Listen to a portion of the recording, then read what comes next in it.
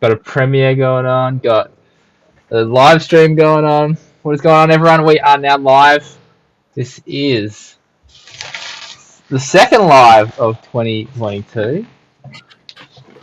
Still trying to figure out how to do this and what all the goal is with this. So we've got Jason joining me. Hey. Which is very exciting. Wait, yeah, your setup is super moody. Yeah, my bad. I need some film. No film. That's not even doing anything. I need to have it like here. I can hear myself. Is that coming through your speakers? Bailey, what's going on? How are you, mate? Thanks for joining us. So, fun fact, I don't know if you know this, Jason. Bailey helped me write the short film I'm releasing next. Oh, Tuesday, sick. on the 25th. Yeah. A writer, cinematographer, director, or... What are you, Bailey? Let's go through. I know we definitely writes. He's still in school, I'm pretty sure. Harry, what's going on? Can hear you. Good man. Is it clear? Is it clear audio or not? I don't know what it's coming through. Audio isn't as good as last time. Let's change to... Is this better for the audio? That looks like it's very hot. Let's see if this is a better audio source or not.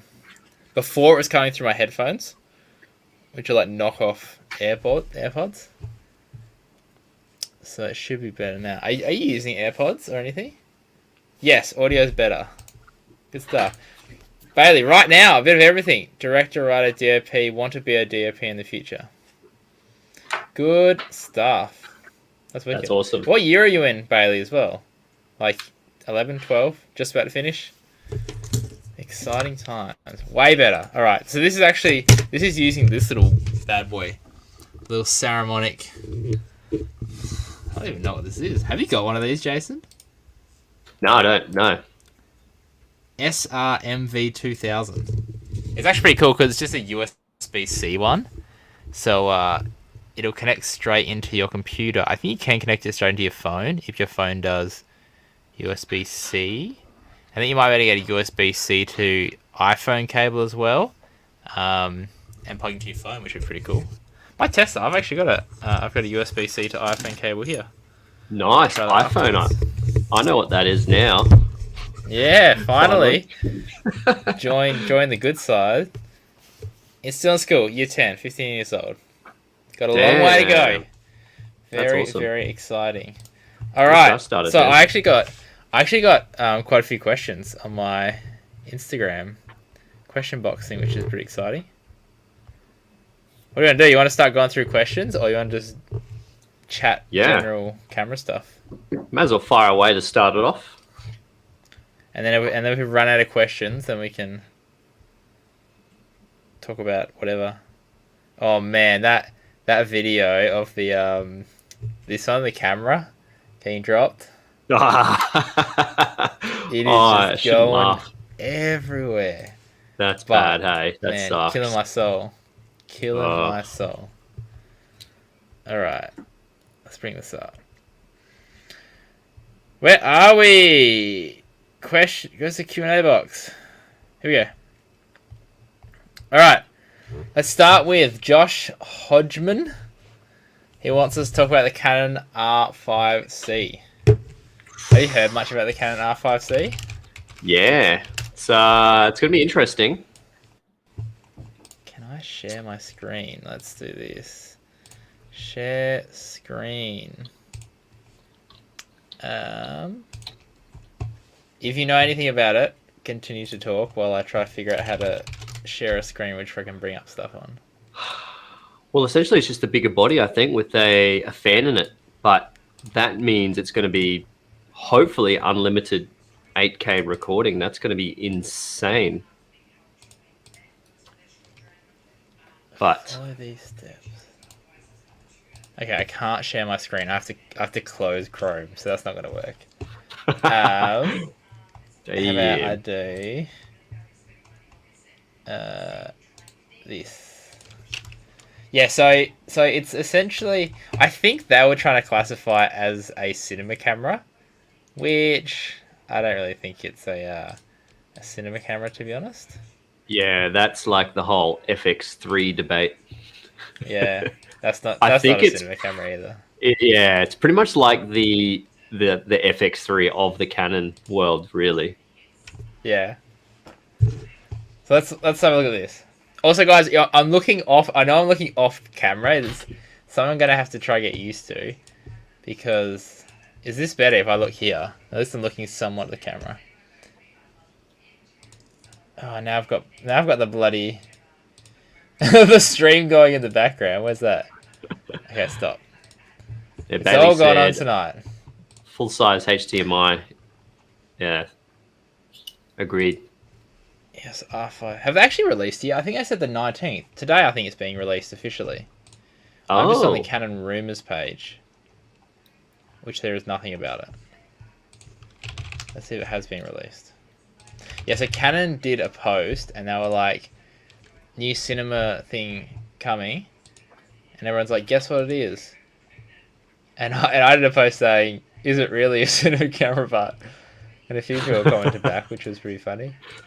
Yeah, so I think I don't even have any info on it, but yeah, I'm assuming it is no overheating. I'm assuming that's going to be the main thing, yeah. which is a good thing. It's what the Canon R5 should have had. I've actually seen a guy did this video, and he pulled apart the Canon R5 and found like the little thermal sensor cooling thingy, and he made his own one out of I think it was copper, because copper is like a much better thermal inductor or something like that. And then literally made it bigger because there was extra space, put it all back together, and had no overheating issues, and the whole body went back together and everything. It was like crazy. Originally he like water cooled it, and then afterwards he realized that he could actually fit in this like copper one, and it fixed all the issues, which is like pretty awkward for Canon. Yeah. Do you see Tilta release like a rear-mounted fan for it? Yeah. I thought it was an April Fool's joke at first, which I still don't know if it is or not. Oh, fan. Maybe.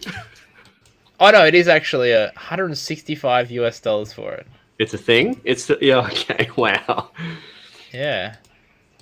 Well, and I it won't need it attaches soon. to the USB-C and external audio. What? Oh, I wonder how many people are going to sell it. So you have to power it via a power bank via USB-C. So it doesn't power itself. Ah, wait, can you power it output from the camera? Because that's got USB-C, right? Not out. It does not power out, but it's just like a data port. That sucks. So, oh, damn. Yeah. Oh my god, so many questions coming through. Hero, Jason Morris, how-to guy. Hey, how-to guy. What's up, man? The South African wonder. Bailey. That camera drop hurts me so much. Why they always double check the cables? The thing is, they didn't even have any safety cables on it either, which is the worst thing. Like, such a big setup. You definitely got hopefully the R5C has full-size HDMI. That is the main thing that annoys me about Canon consumer cameras. Yeah, and especially if they're trying to classify as a cinema camera. Okay, we'll go. This for me. I want to get your thoughts on this as well, Jason. For me, a cinema camera, I originally was built-in ND filters, but I know Reds don't have that, and I still classify them as a cinema camera. For me, it has to have, ideally a full-size HDMI out. It has to do a proper log profile. Like, it can't be like C-Log or C-Log 3. Like, C-Log 2 it has to do. If it can't do that. I don't know what the equivalent is in Sony. Is it like S-Log 4? Is that the flat Just one? S-Log 3. S-Log 3. S-Log 3. Yeah. Yeah. What else? I've never actually thought about what shutter angle. Oh, 100%. Yeah. Yeah. No, if you're using a cinema camera, you don't want to be using shutter speed. Definitely not. I mean, I'd say a lot of people probably say it has to have 24p, which I don't care about. It doesn't bother me. I don't care. But I'm sure some people would prefer it to have that. Yeah, I don't know, because it's interesting. Because obviously, like Reds, obviously a cinema camera. It's like classified as a cinema camera, but they don't have built-in NDs, which is that really annoys me. Hey, yeah. especially coming from Canon as well, and I've always had built-in NDs on all the cinema cameras. Moving to a Yeah. camera that doesn't have it kills my soul. Hey, It's hard. bloody It's ruins hard. me. Or there's a whole bunch of other ones coming through. Would you Interesting. prefer having lots of fancy features but it overheats and has problems, or a camera that doesn't have the best feature but you can always rely on? Oh, rough. You can go first, Jason. No, I wouldn't be able to overheating sucks. I wouldn't be able to deal with Yeah. it. No chance. No. So the Canon R6, we'll probably experience it tonight because it might stream for like an hour or so. At some point, I guarantee it's going to overheat. It's every single stream I've done so far, it's overheated. It's the display on the camera is turning off, so it's just transmitting via HDMI. But I guarantee it'll overheat at some point. So this will be a good test. And it's not even doing anything. Like it's not recording. It's literally just outputting a feed to the camera, to the computer, and that's it. So very interesting. But yeah, 100%. I would rather have a camera that works over a camera that overheats.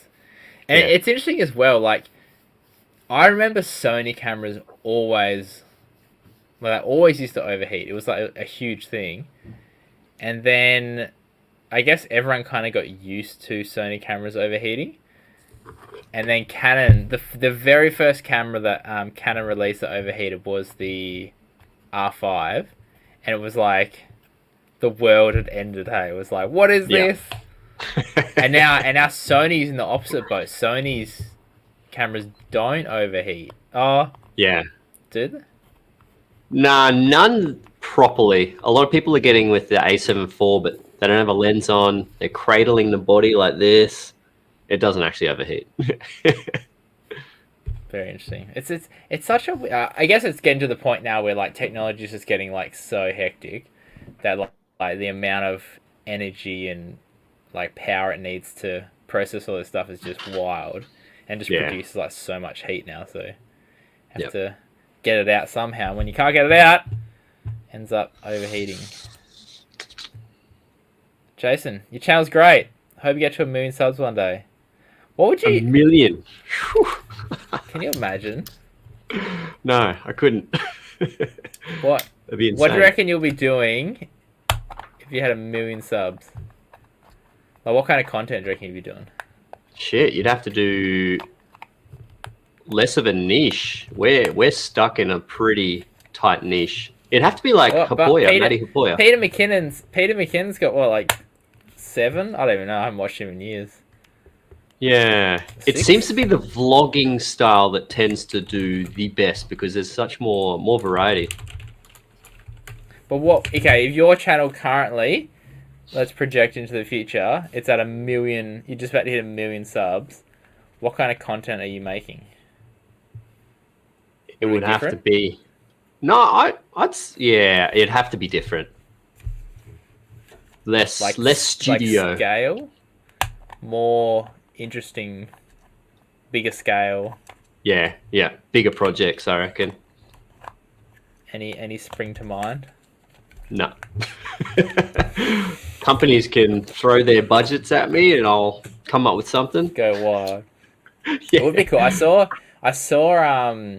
Lost LeBlanc or Lost LeBlanc. I don't know how to say his name. He's just done like a creator, like it was like an amazing race thing. But it was like content creators, which was pretty interesting. I haven't actually watched it. I saw it pop up on my feed, but I was like, oh, that's a interesting way of like making content around it. That actually would be kind of cool. So it's like I'd say it's like Amazing Race. So they do a whole bunch of challenges and stuff, and then the winners take home 10 grand, I think. Oh, nice. So bit of incentive to get involved. Yeah, that would be pretty cool. Something like that. True 4K for cinema cameras. Yes. DCI. Guarantee. Has to have DCI. Yeah. For sure. Do you shoot everything DCI? If it's FX6, yeah, but because I've been shooting a lot of A7 IV, nah, 3840. 3840. It's like Yeah, DCI is an DCI is interesting easier. one. Do you ever actually use the extra width of DCI or not? Because I post in 2x1, I do, yeah. Ah, yes. Very true. So I Why? do 4096 by 2048, 2 by Yeah, I 1. did that as well. Yeah. Yeah, The, just the easier. the magic ratio for YouTube's algorithm, apparently. Yeah. I hope. There are still some big channels doing 16 by 9. Well, apparently 2x1 because it fits on the new like iPhones and stuff. It's like a perfect fit. So and Yeah, everything's like it's obviously amazing. optimized for mobile. So it's actually Yeah. interesting. Because you said that, I was like, oh yeah, I did that as well. But all my stuff I shoot on the C70, which is typically all my B-roll and whatnot, is I always shoot DCI. But then obviously R6 is 4K, so 3840 by 2160. So that gets cropped. But yeah, I've actually noticed a couple of times in the last few commercials I've done, I have actually, even because that's typically delivered in a 16 by 9 aspect ratio, I have kind of like shifted it a little bit because you do get that those extra pixels on the side. Yeah, And it's just a couple of times where I'm like, oh, I just need to shift it like the tiniest little bit, and it's coming kind of handy as well. So yeah. Well, that's where you need the Canon R5C, so you can get 8K and shift it as much as you like. just do whatever you want. 8K. Crazy. The actual Witcher. Have you seen Witcher on Netflix? One episode, I couldn't get into it. Did you notice it was like insanely sharp and detailed? Or not? Oh, I saw it when it was first released, so that was quite a fair, like 2 years ago, wasn't it? So they shot remember. that all. I think it was like a Panavision 8K. Ah, yeah. Yeah, so that's all shot in 8K, and it is insane. Like it's like almost like too much. Just like there's just so much detail. You can like see everyone's like you can see like their pores and like inside their pores. It's like Interesting. crazy, hey? I wonder if they shoot with a sharper shutter speed as well, just to make it look a bit sharper, less motion blur. A bit more hectic. Don't know. Yeah. I'm assuming they would stay with the typical 2:1, Oh yeah. just because it's like it's filmmaking. But Cinematic. Use the Wonder- words. Use the words. cinematic. I feel like cinematic is now like a YouTube term. Yeah. It's not even like an actual filmmaking term. I was Absolutely. gonna say, you wonder what lenses and stuff they use, because obviously it gets to the point where your camera can start capturing so much detail, but it's like your lenses. You'd start noticing your lenses, like because I noticed that when the RF lenses started coming out for the EOS R and well now C70 and R5 and R6 and stuff, when they first released them, no one talked about it, but there was a little thing saying they are 8K compatible or 8K Oh yeah. ready or something, but it was kind of Yeah. like brushed over because obviously no cameras at the time could shoot 8K. Then obviously the R5 came out and can shoot 8K, but it's cool knowing that the lenses that if you are buying RF lenses, it is like future proofing them. So Yeah. if you do want to shoot 8K, you're not going to get a soft image because you have trash lenses, sort of thing. So Unless that's what you want, soft image. exactly right. Well, I'm getting so many comments. I didn't think we'd get this many comments. Yeah, that's 1,000 insane. frames a second in 4K. That's not like a feature of a cinema camera for me. I mean, that a cinema camera would have that. Like typically a normal camera wouldn't have that, but I wouldn't say that's like a standard feature you'd have in a cinema camera. What's I the don't even, highest like- on the C300, C500s? Probably, I don't think it's much. Maybe 120 120 C500. 4K or 180? frame rate. Nah, probably 1080, maybe 2.7. C500 will do 60 frames a second in 5.9K, and it will do 120 frames a second in 2K. Because they're not, like, Canon's not a high frame rate camera. It's just, Yeah.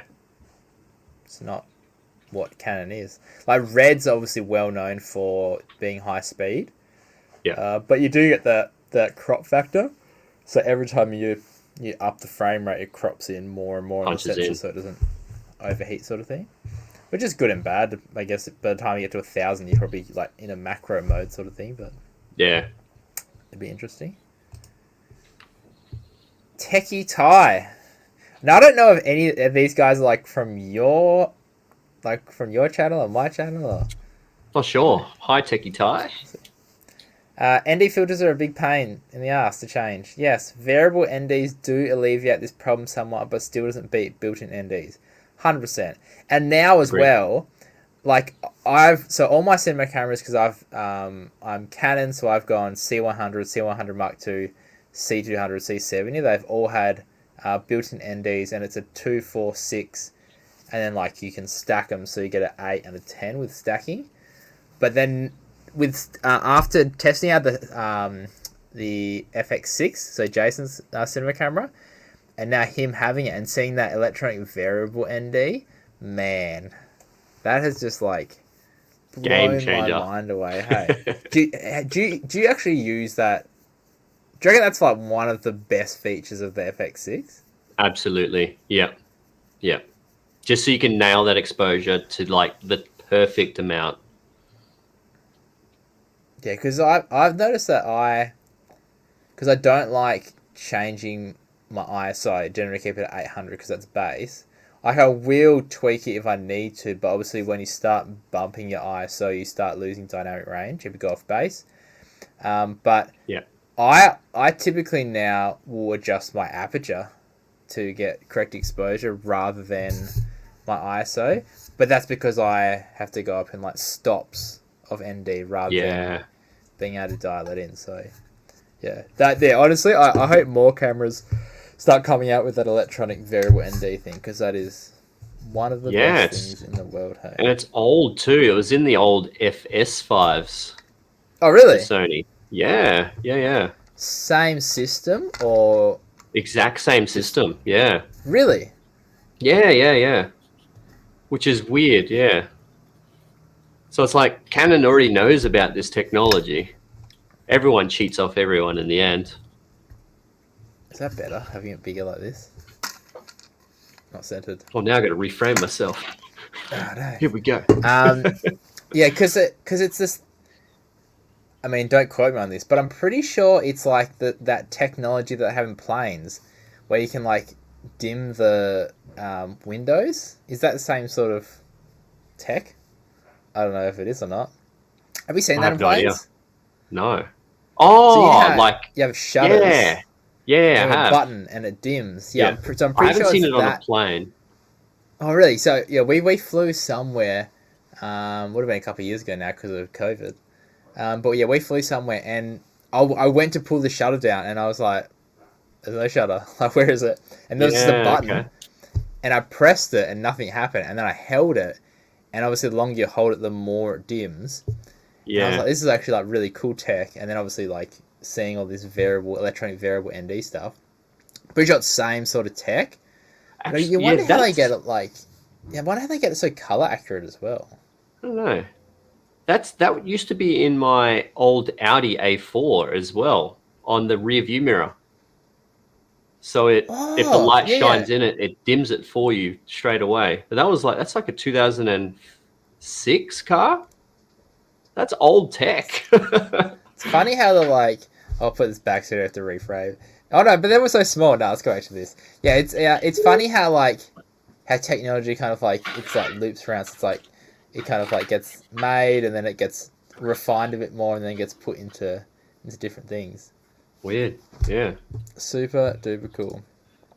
Ailey, I think that a cinema camera has to just work. I don't care if it has the highest spec as long as it's reliable and has at least true HD, preferably 4K, but not essential. This is actually a very good point. So I've had so many people ask me about cameras and blah blah blah. And I want to get into filmmaking stuff and I'm like, what are your requirements? And they're like, must have 4K. And I'm like, okay, cool. Where are you posting content? Why does it have to have 4K?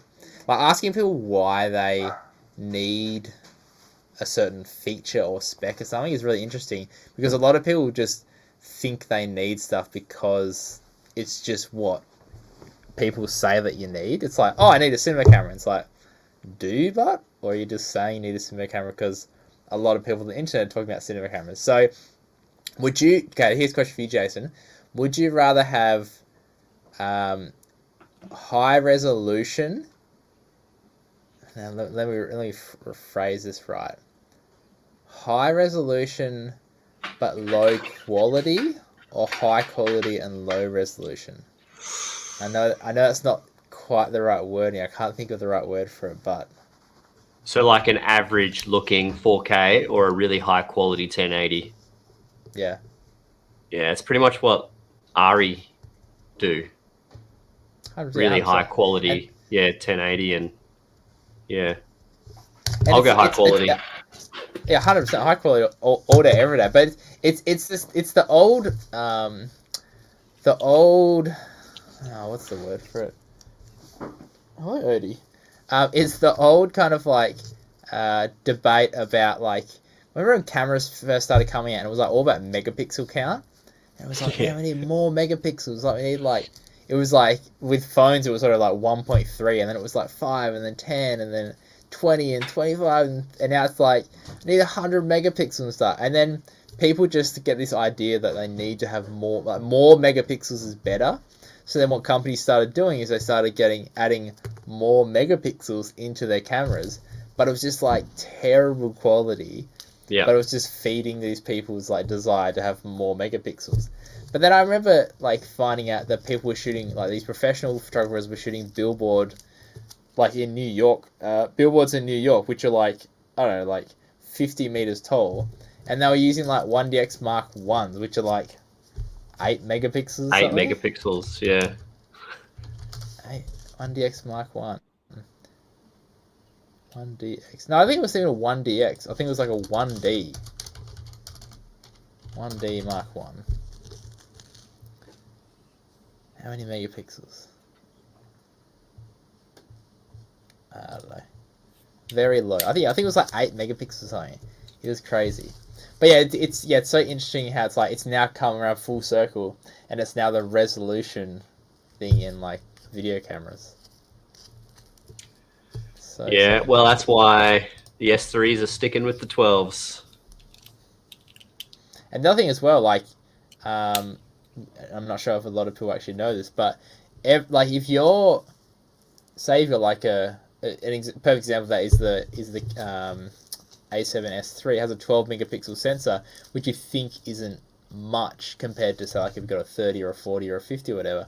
But the good thing is that it's a 1-to-1 pixel ratio of 4K. So if you're shooting 4K on the A7S3, you're getting a 1-to-1 pixel in video. So there's no pixel binning or like downsampling or anything. So it's like going to be a really, really nice image. Whereas when you start getting like these high-end sensors that have heaps of pixels in it, you have to fit so much data into a small video file, and you have to either just get rid of pixels, so pixel bin, or you have to try like squeeze them in. So sometimes it looks good, sometimes it doesn't look good. Depends on like the manufacturer's algorithm, I guess. So yeah, it's an interesting sort of thing for sure. Man, so many comments. We got to move through as quick as we can answer everyone's stuff. Yeah. That's not the one that I wanted. Sorry, let's go back to that. This comes from someone who has never actually used a cinema camera. I've only had 2 cameras, a EOS 500D and a M6 Mark II. M6 new to me. M6 Mark II is a dope camera. But yes, you're on the right track. Quality over resolution every day of the week. That's why Ari's like a lot of feature films. I mean, now they're probably not. They're probably shot like 4, 6, 8K and stuff. But a lot back in the day were like 2K. Ari would shoot 2K. Hey.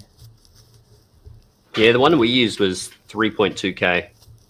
Yeah, like it's not huge amounts of resolution, and it's same thing. Like it's the exact same thing with like cinema lenses. Like if you compare a cinema lens to a photo lens, a cinema lens is going to be softer, and you'd go, oh, not as good. But again, it's like it's the quality. Like there's so many other things around what makes up a good camera or sensor or lens or whatever than just like a number that tells you how big the image can go, sort of thing. Yeah, So absolutely. interesting.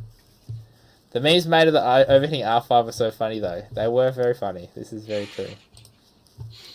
Let's go through. Badesh, Vun FYI. I don't know what that means. I prefer Peter Megan's old videos. More informative back then. Yeah, I guess he has changed. Sorry, he has changed, yeah. But it's the same with anything. Like YouTubers, as they progress, their content's going to progress as well. So, like, did you used to watch Matty Hapoya back in the day when it was Travel feels. Travel Feels? Yeah. Yeah. So different. Same thing. Yeah, it's so different. But again, it's like you can't just do what. Like my channel's definitely changed as well. I never used to do a lot of lighting stuff. Now I do a ton of lighting stuff. I'm sure your stuff. You used to do heaps of the heaps more pocket stuff. Hey. Osmo Pockets, yeah. I grew off that for sure. Let's just grow, get interested in different things. That's I think it. as Get long better as 100%. I think as long as like you don't completely change niche, like if Peter McKinnon just started doing like horse videos or something, you'd be like, well, okay, this is real weird. All right, cool. This one for you, Jason. A74. Which SD card do you recommend? Pro grade, all the way. These ones. Just get heaps of these. Focus. What are they? Friends don't let other friends buy Lexo cards. That's the word on the street. Don't. These. The only way to go. Stop grabbing on my face. Yeah, absolutely. Unless you can afford the Sony cards. Oh, tough cards? The CF Express Type A's. They're great. So the A74 has SD and CF Express Type A. Just one CF Express Type A that's also an SD, and then just another SD. Yeah. That's right. That's such a cool. It's so weird, but how they've got. Like, why not just make both dual? Yeah, that's dunno. Unless the processor can't handle dual CF Express Type A's. Yeah, it's the same processor as the FX3 and A7S3, so shouldn't be a processor thing. I think it's just probably a marketing thing. So very interesting, but yeah, I'm sure. Didn't you actually? I'm pretty sure he did a video recently on what was it? And it was like for Black Friday deals or something, wasn't it? And he talked about the pro grade cards. Yeah. Yeah. There you go. Quick little one. Hamuda. Yeah, go check out Jason's video. He's done a full one. I think it was your Black Friday deals one or something. Hey. Yeah, I think so. Yeah. We go through. This is the best SD cards in the world. Harry, I think Peter McKinnon went a bit too salesy. Maybe he lost the passion for photography. What do you guys think? I kind of I don't watch him much anymore. I don't watch a lot of people anymore. I basically just watch Jason's stuff just so he thinks I'm supporting him. But no, it's so hard, but because it's like obviously the more time you spend watching other people, it's less time you have to actually make your own stuff. I actually get it's hell funny back in the day when I first started doing YouTube and people didn't watch, like my mates didn't watch my content, I would get hell upset. I'd be like, man, like I'm putting so much effort in, like I'll send you the links if you guys can watch it. And now it's like I can almost get annoyed if my mates do watch my content, because it's like, what are you doing? Go make your own stuff. Like, don't watch my stuff. Such a different mindset. Yeah. Who do you watch on YouTube?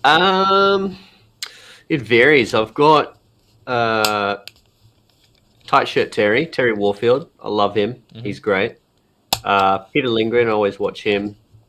And it's Sky. He's only got like 3,000 subs, but he is like so good in front of a camera. But it's mainly Sky. like, yeah, GoPro content and stuff. It's Sky, ITZ. Oh, it's Guy. I think it's Sky. Yeah, Sky, SKY. Yeah, SKY. ITS SKY. yeah. I think it is. Maybe it's a Z. ITSZ. Yeah, it's a Z. ITS ITZ. SKY. We Yeah. got there. It's Sky. So I'll have to check him out. Yeah. Awesome energy. Sick. Yeah, I love when people just like really pop on camera. Hey, Yeah. Yeah. can definitely He deserves get around more. that. Bailey, God.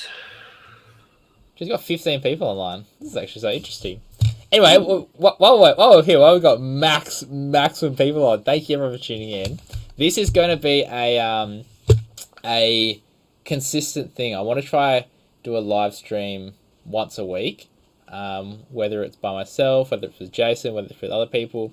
Just try jump on, answer questions, hang out with you guys, because it's just interesting, like being able to get, I guess, like real-time feedback or real-time answers to questions if you do have answers, and also just like interact with the people that are actually like following us on YouTube or Instagram, whatever, and be able to chat with you guys. Because a lot of the time, like, you can write comments and stuff, and you can comment back, but it kind of does feel kind of like one-sided. Whereas here, it's like we can actually answer questions and chat to you guys. So definitely makes it pretty cool. Is it just me, or have you noticed since getting into the world of filmmaking, you've never watched a movie the same? 100%. Once you get into lighting, oh Yeah. man, Ruins ruins you. you. Yep. The amount of times where it's like just stuff just.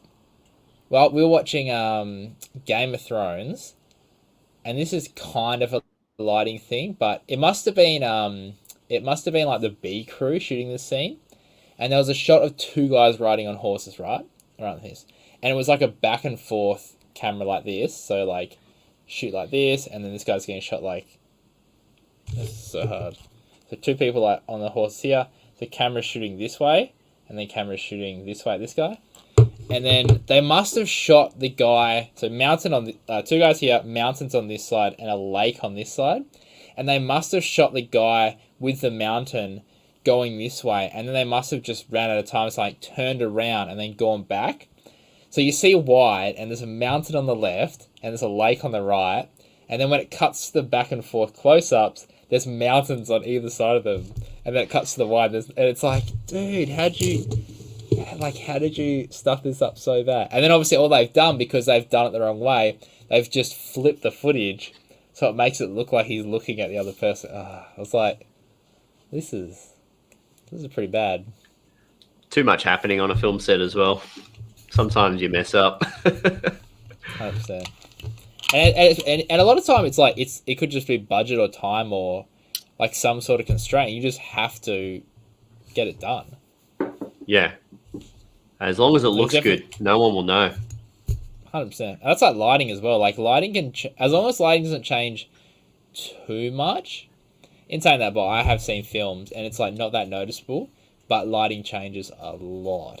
Yeah. I think the biggest thing I've learned is as long as your contrast ratios stay the same, you don't notice it, like it doesn't show up as much. Yeah. But as soon as your ratios start changing, even if the lighting is exactly the same, it kind of pulls you out of it. So Yeah. Yeah. Agreed. it's very interesting. All right, I need to go fill out my water bottle. You can answer this next time. All right. Bailey, I know he's talking to that guy. there you go. This one.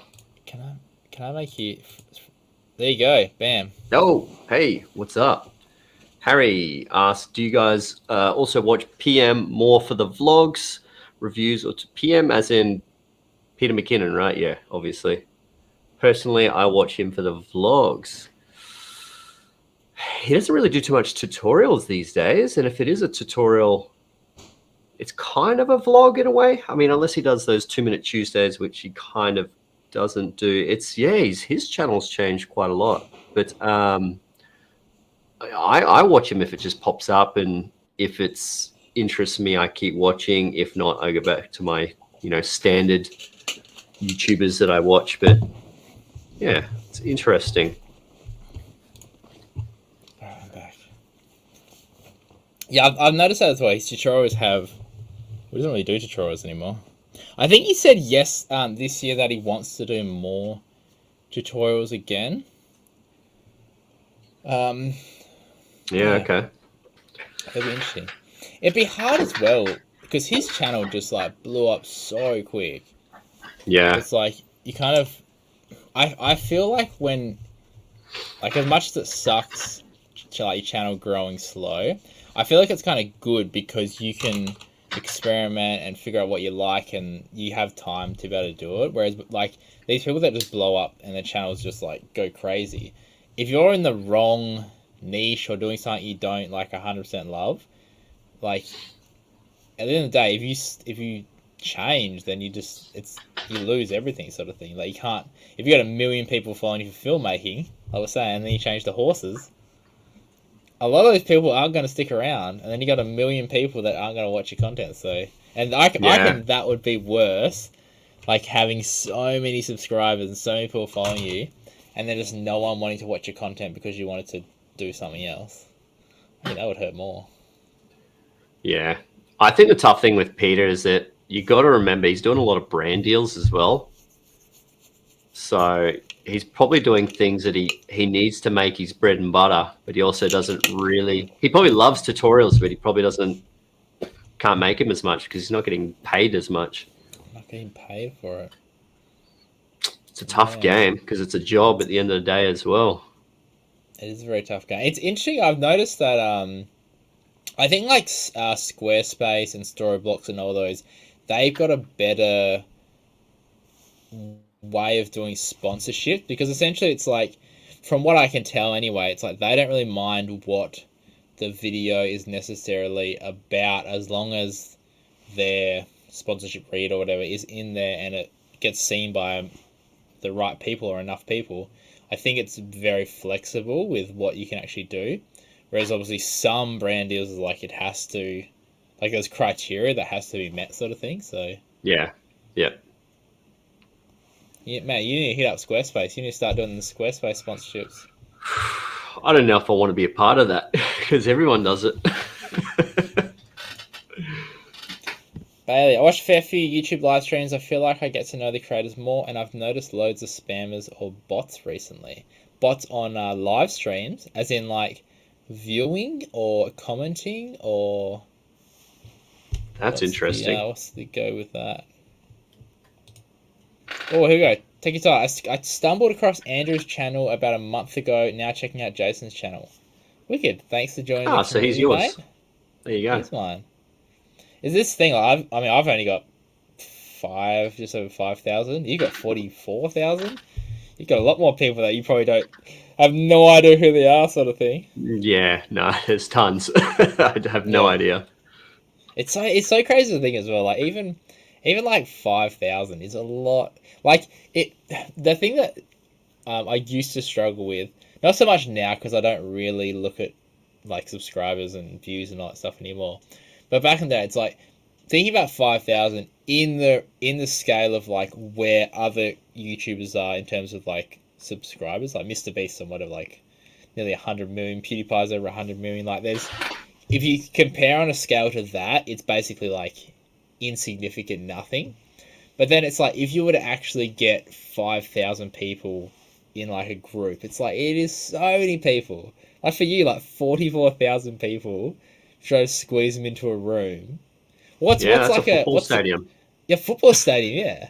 Yeah. Yeah. Literally that many people watching like your channel, sort of thing. It's like it's just crazy. Hey. Interesting to think of it that way. Blows my mind.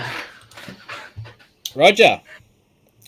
Think Peter McKinnon has turned his channel into a more Hey, business Roger. channel than before. He's lost the personal connection to the viewer, in my opinion. I don't watch all his videos like I did before. Yeah, same thing here. I definitely don't watch his content. I very rarely watch his content anymore. I have noticed that as well, that once... I don't know. It's a hard thing, but because once creators start getting bigger and bigger, again, like we were saying, there's things that come with that, and you have to, I guess, adapt to that type of content. So it is hard to... Yeah, I don't know. It's an interesting one. Do you find that when creators get bigger... It's probably more so in that terms of that personal connection. It might be the commenting. I find that's the hard part. Yeah, would you try to reply to every comment? So what I've been doing is go to the gym early, do a half an hour on the bike, and reply to as many as I can in half an hour. And that doesn't get you far. That's a hell of a way of doing it. Do you use TubeBuddy to reply to your comments? YouTube Studio. Oh man, yeah, get YouTube Studio. Because TubeBuddy, there's actually a comments tab, and it will show you which ones you've replied to and stuff. So you don't have to go into the individual videos or whatever. Oh right, yep. Oh wait, is that in? Maybe that isn't TubeBuddy. Maybe that is YouTube Studio. No, I think that is YouTube Studio. Never mind, ignore me. But yeah, that's so handy because then you can just go into which ones you haven't replied to, and then just bang it through it. Oh yeah. Gotcha. So much easier. High bitrate versus high res. Oh. What's your take? To an extent, yeah.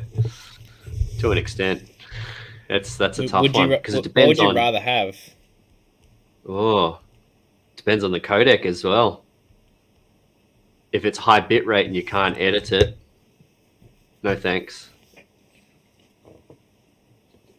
Yeah, it's tough because you could have compressed bitrate that's quite low bitrate but still decent quality.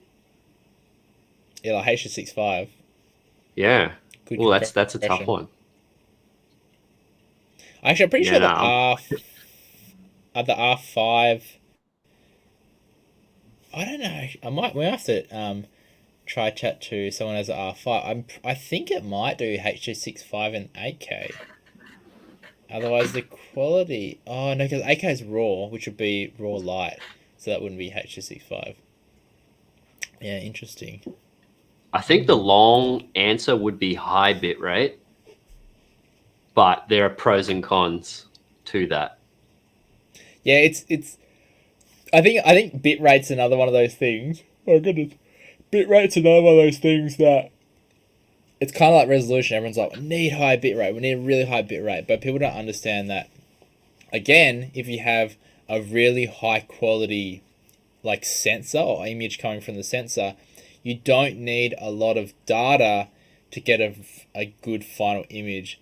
Data more comes in when it's like when you start going log, because obviously you need to be able to pull back. You need data there to be able to pull back the information.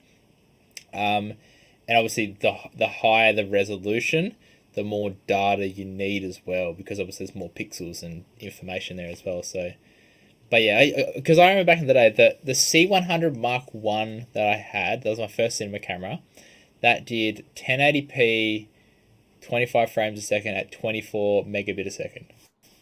Woo! Which is... That megabits. 3 megabytes a second. And I would record onto 32 gigabyte. I'll probably come here. Class 10 SD cards. These ones. These bad boys. The cheapest bloody SD cards in the history.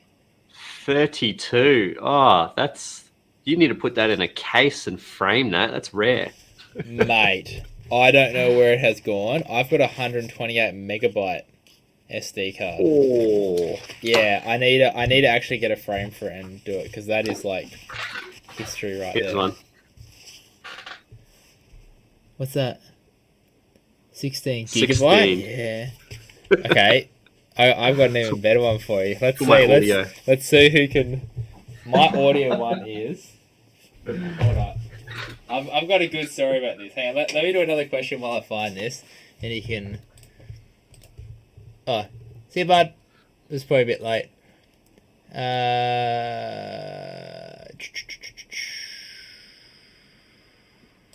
Here you go. Here's one for you. Angel Bird cards. Angel Bird cards are amazing. I've never tried Angel Bird cards, but I've heard they're amazing. And they seem to be decent price as well from what I've seen. Oh man, I think they're pretty pricey. I mean, I've only seen like the CF Express ones, and they are hectic. They are wild. Okay, this is an interesting story. 8 gigabytes. Let's see if let me zoom this in. Where is it? Stop grabbing my face. Oh, my camera's about to die. 4 gigabytes. Woo! Okay, There we look go. at this class 6, right? This is an extreme 3. Wow. I bought this in, I think, the second year that I started photography, which would have been 16 years ago. Guess how much this cost me back in the day? Be equivalent to today, so maybe what, $80? Oh, really? This is okay. Back in what's 15 years ago? 2012, 2006, 2007. Yeah. So this was like the fastest card you could get because I was shooting my cousin's wedding and I got told I had to have this. This cost me $300. Oh, okay. If it's equivalent to a fastest card, yeah, wow. That's crazy. $300 for a 4 gigabyte. Crazy. And now that's class 6. So that is just like, that is 6 megabytes a second, which is just horrendous. And all I use it for now is to record audio. That's all it's good for. Crazy to see how far technology's coming. And then this blows my mind away. I think it's in here. No, it's not in there. I don't even know where it is. The 1 terabyte micro SD that I've got. Insane. I don't even understand how that works. Terabyte, damn. Alright, do you like working with natural or artificial light more? Yeah, Jason, you can start this one. Tough one. Well, on context, I guess, if he's talking about indoors, I'd imagine. If it's indoors, I prefer... Either. Oh, yeah, that's tough. I only prefer artificial light because you can move it to wherever you want. Otherwise, you need mirrors or a whole bunch of bounce and neg. If you had to choose between, I guess artificial light indoors or natural light outdoors, say if you had a team, you don't have to worry about hands or equipment or anything. Would you rather shoot artificial indoors or natural outdoors? Artificial indoors, because filmmaking, a lot of it, some of it doesn't look real, and I like that, how it doesn't look real. Because I like to tell a story and make it look like a story, in a way. Rather than trying to make it like a documentary almost. Yeah. Because documentaries, run and gun, lights disgusting, somewhat, some documentaries, but yeah, I don't know. I like artificial light. It's a hard one. Oh shit, you're twitching. Yeah, I think it's starting to overheat. Oh yeah, the A7 IV is running smooth. Oh, you're right, man. It is about to die, but so we'll see. So, no. Yeah, so I would rather have there it is. There she goes. I would rather have artificial light indoors than natural light. You can still hear me, I'm guessing, hey? Yeah, I can hear you. Okay, good. The main thing that annoys me about natural light outdoors is usually clouds. There's nothing Yeah. worse. Yeah, I than to agree, deal because with then clouds. everything changes. Yeah, and just changes so much as well. Yeah. Oh. All right, what's going on here? Now I got to try kickstart this to work again. That's the problem I was having before. Okay, ignore me. You can take front stage. Actually, can you see these comments on the right? Yeah, can you? Oh, if you go through and There's, you click them. there's tons. Oh, okay. Oh, here you go, Josh. Oh, Oh, what hey. time's the Canon announcement? Yeah, that's a good question. I have no idea. Because I know it is tonight. It's Canon. probably like midnight or 11 p.m. Yeah, it's probably stupidly late. So 2 or 3 hours. Canon Australia. They haven't got any like 12, stream thing. 12 on Greenwich Mean Time, which is shit. Good question.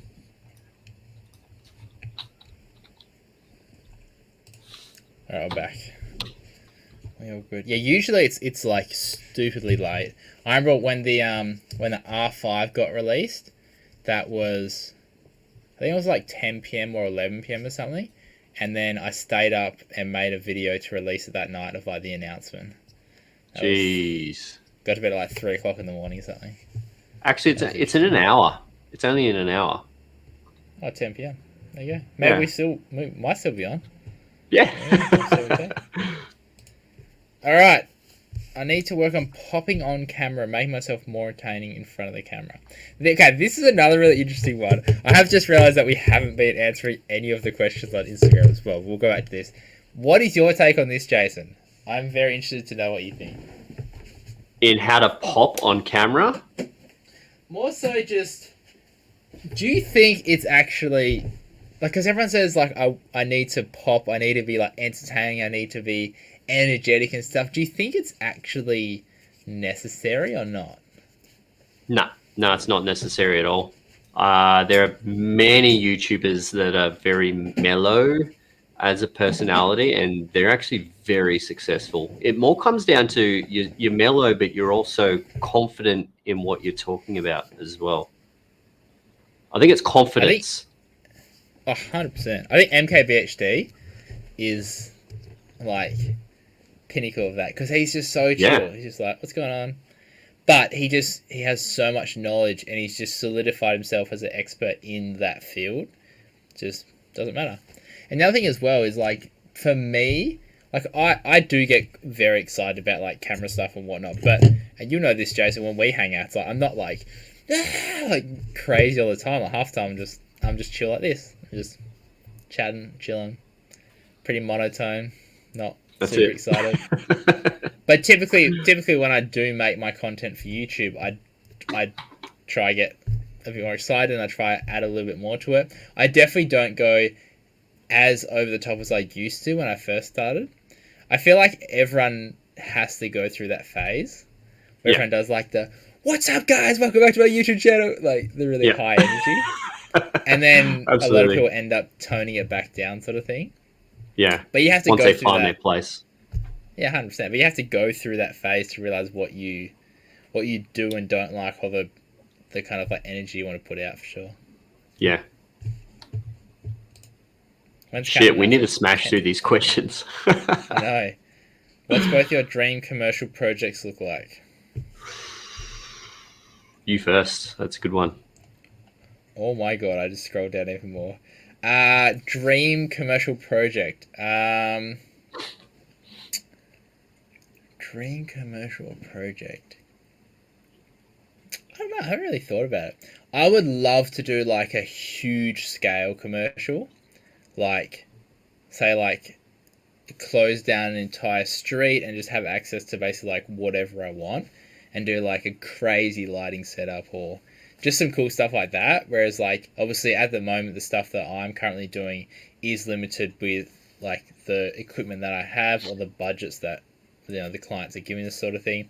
But if you just had like just a ridiculous budget, and you can just go like, this is something I want to try, let's close down the street, let's bring in, like 20 dinos and just make like a giant rainbow across the street. I don't know, it's like crazy. But just big scale, I think that would be really interesting. Just something different. Yeah, that's the exact same here. I would want 10 to 15 awesome male or female filmmakers helping me make something epic. That's the dream. It'd be so sick. Schwaggins, what's going on, dude? Yo, If you film an S-Log with changing lighting conditions, how do you compensate for that? This will be one for you. variable ND filter, 100%. That is the biggest pro of the FX6. I don't touch ISO pretty much ever. It stays on 800.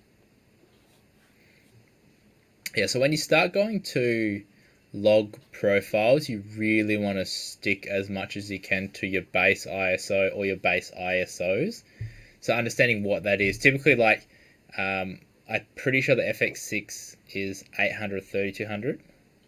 12,800. 12,800, that's the one. Also, what time do you have to jump off as well? Oh, no time. I'm good. Okay, cool. Sweet. Yeah, so when you start going or moving away from that base ISO, what happens is your dynamic range starts to get smaller and smaller just because it's just the way that it works. Like base ISO has been designed so then it gives you the maximum amount of shadows and the maximum amount of highlights. Essentially, that's the way it's calculated. So if you start changing your ISO to compensate for lighting, then you will start to sacrifice dynamic range or other sort of stuff.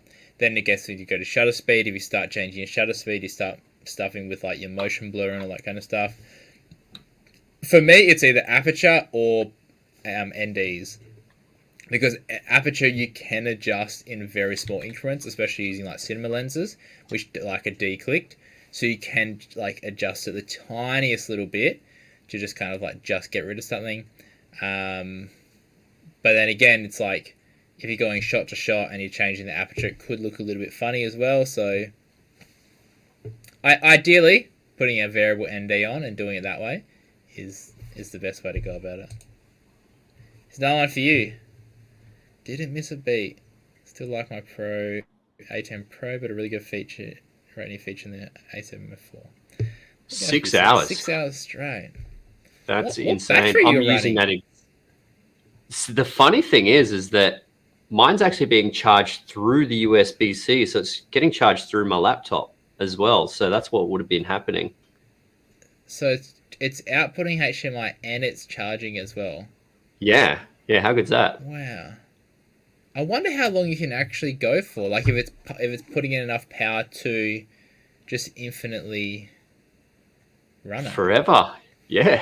Forever. 24-hour live stream. That'd be sick. Can anyone get sponsored by Squarespace? I don't know, Harry. Maybe you should hit him up. So Harry's my mate from back in Perth. He does a lot of like street photography stuff. He has like more of a vlogging kind of channel. It was interesting, like, because we used to shoot content together back when I was in Perth, and he was kind of like trying to figure out what his niche was, what he really wanted to do. We're trying a whole bunch of different stuff, and then really got settled into like the night photography, street photography sort of stuff, and just loves it now. So that's like kind of like his niche that he's really honed into. So it's really cool to see, a bit like him trying out a few different things, and then really like honing in on one thing that he likes. What's just comments? Okay, let's go through this. Tristan, how we doing, legends? Hey. Good, man. How are you? Tristan has an R5, so we can ask him R5 questions. Yeah, why do you think Hayden Peterson grew so quick on YouTube? I'll let you answer this while I bring up something. Interesting. His personality, well, back then, his personality was insane and very addictive, and genuine as well. But now he's on, I think, some medication which has slowed him down a bit. So he's a bit different now. But that's one of the biggest reasons why he grew so quickly, in my opinion. Where is it? I'm trying to find his historics.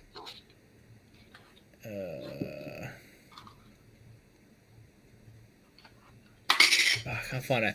It's so interesting, but like people being like when I see grew so quick on YouTube, the thing that immediately popped up for me, which I was trying to find his historical data, is that he was doing daily. I think it was like daily vlogs. For ages, like years, I'm pretty sure. And they were just, it's the same thing. It's like, if you're consistent and you keep putting out content, of course you're going to grow. Like, there's no doubt that it's just going to keep growing. And obviously, if you're consistently putting out something every single day, of course you're going to grow quick. Like, there's no doubt about that sort of thing. So, yeah, it was so interesting that, like, it actually really triggered me. Because I'm like, yes, he grew quick, but it's not like he just posted one video and then suddenly had, like, a million subscribers sort of thing. He put in a lot of effort, a lot of work, and was just super consistent with it. So I think Peter Lindgren was quicker. He was about 70,000 in about a week, and that's what took him off. I remember because his model is what I based my YouTube growth off when I first moved over here. Because I think I found him when he had 10,000, and then at the end of the year he had 100,000, and I was like, man, if he can go from even less, maybe like a few thousand. And I was like, if he can go from a few thousand to 100,000 a year, so can I. Yeah. Tough stuff. Very interesting. I mean, it could still happen. You never know. It's so interesting about how, like, what kind of content blows people up, but like sometimes it's like really like scripted, like you can see what kind of content they're releasing and which ones are going to push them forward, but sometimes it's just like random stuff you wouldn't even be able to tell. Yeah, I did a lens review like 3 days ago, and that's got like almost 10,000. Which one was that? Viltrox. The 30 or something? 24. Off 24. Got like 9,000. Ridiculous. It's just interesting, hey? Yeah. It's like, yes, just I guess it just depends what people are searching for, sort of thing. M1 Max, 16 gigabyte would have been enough for 10-bit Ninja V footage, only color grade editing, no need for VFX or Fusion. Okay, so this is an interesting one. So I am currently running on an M1 Mac Mini, which has 16 gigabytes of RAM, let's call it, because it's a weird setup. I shoot 10-bit or Ninja V footage ProRes, so it should easily be able to do that because ProRes is optimized for editing. But when you start getting into like the H.264, H.265 compressed formats, the M1 really struggles because it just doesn't have, well, the M1 Mac Mini anyway, because it just doesn't have enough like graphical or GPU power, and especially as well when you start getting into like your VFX and your Fusion and your anything that takes up graphical power, it really starts to struggle. Hey, I have noticed that. Oh, there you go. I was right. As an R5 owner, the R5 is H.265 and it's rubbish to edit. There you go. So I guess this is like one of those things now that like we're getting like 6K, 8K, all these high resolutions. If you were shooting this in like ProRes or something, the file size would be like insane. And as well, because H.265, like it's such a efficient codec, you can fit so much data into such a small file. But then it's like, that's fine, but then it's the editing side of things, because it is so compressed, you need so much like computing power to then unpack it in real time to be able to edit it, sort of thing. So, unless you got the new Mac,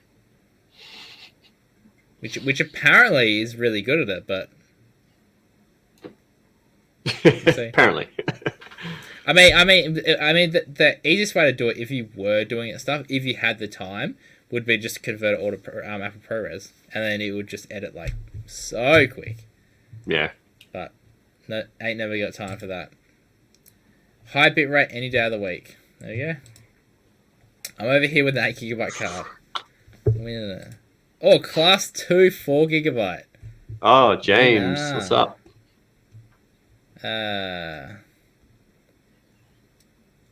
Brizzy or Gold Coast? Japeth. Japeth.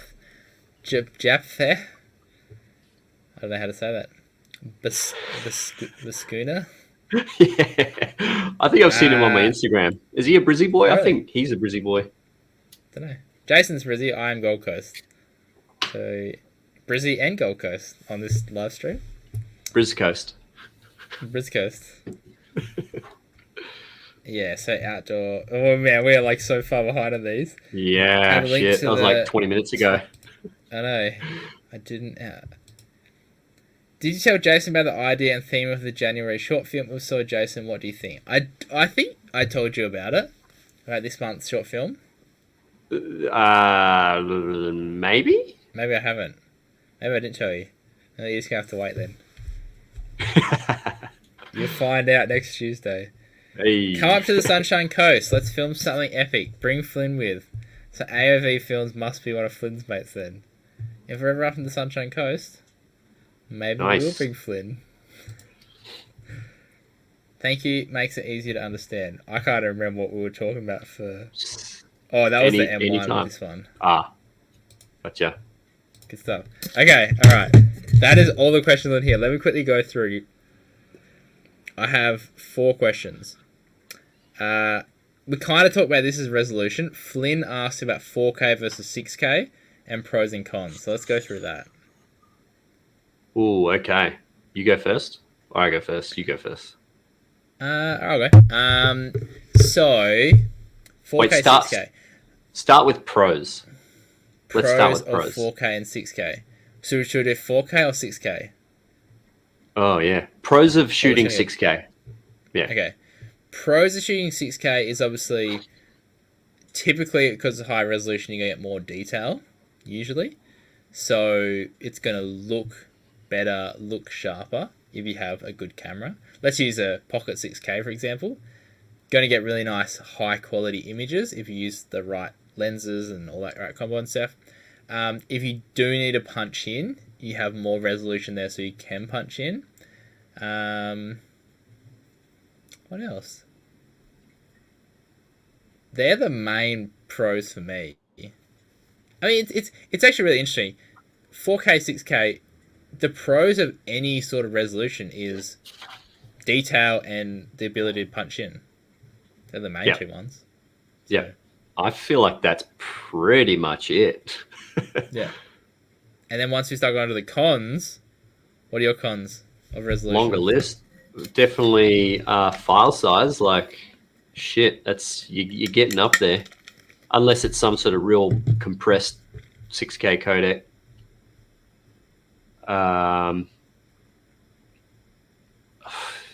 No real other cons, but having 6K, I just don't think a lot of outputs are ready for 6K yet. Like, I still do a lot of 1080p outputs for companies. Yeah, for sure. So, it's so again, this is the resolution debate. Oh my god, Bailey! Just to show my appreciation, all you legends do. I wondered if it would come through here. You're a bloody legend, mate. Thank you so much. Nice. Appreciate it. Good job. I was wondering if it would come through here or not, or if you have to have it show up. So that's awesome. There you go. Thank you, mate. Appreciate all your help. Appreciate all your support.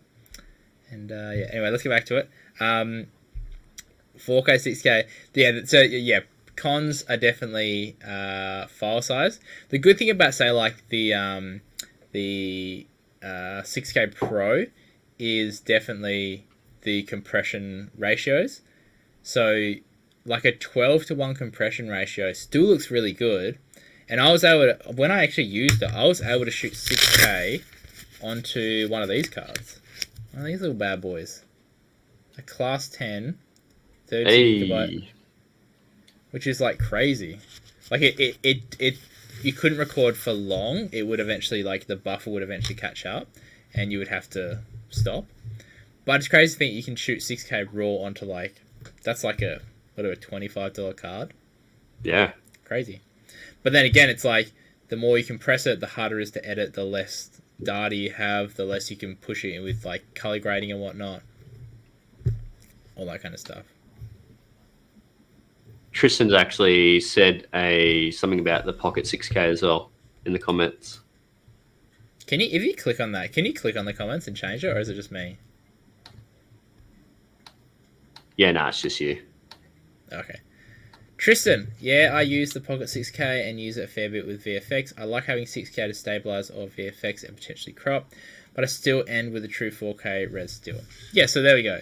So like you're saying, a lot of monitors, a lot of things don't have 6K yet. A lot of people don't have 4K. Like, a good example is what we're talking about is The Witcher. The Witcher's shot in 8K.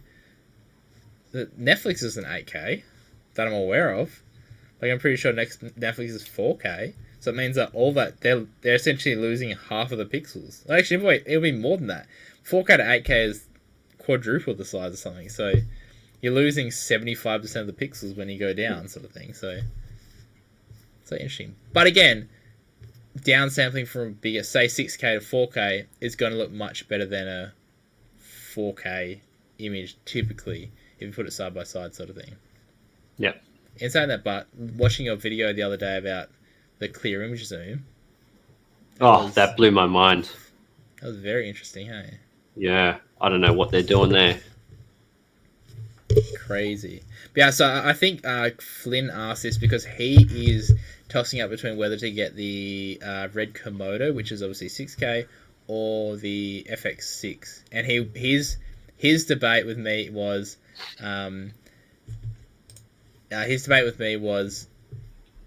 future proofing. So obviously 6K eventually, when brands start wanting 6K videos, you've already got that there, so you don't need to buy a new camera, sort of thing. But again, like, companies aren't even ready for 4K, so I don't think it's really... I don't think the 6K is enough of a factor to go for a Red Komodo. I think the deciding factor for a Red Komodo, for me anyway, would be global shutter and also red raw codec. Like, they're the biggest things for me. Not necessarily the fact that it's 6K. If it was only 4K, I'd still consider it, sort of thing. So, yeah. Usually the reds are used for more wow factor at the moment. Everyone goes, oh, it's a red. Yeah, Must be good. you're a red, you're a cinematographer. 100%. Is the R3 versus R6 for portrait work? Thank you. So R3 versus R6. I think that is a very hard comparison because the R3 is the top of the line mirrorless camera now. Is it mirrorless? Yeah. Pretty Yeah, sure. it is, yeah. That is that's like the one. Yeah. Yeah, it is. It's meant to be like the 1DX-ish. Yeah. That's a hard comparison because it's like comparing a cinema camera to a DSLR, sort of thing. So, I mean, I've got an R6. I love my R6. I think it's an amazing camera. R3, I'm sure, is an amazing camera. I've used a lot of the 1DXs before, and they are insane. But again, it's like, it's a lot of money. Like, R3 is $9,000 compared to an R6, which is $2,500.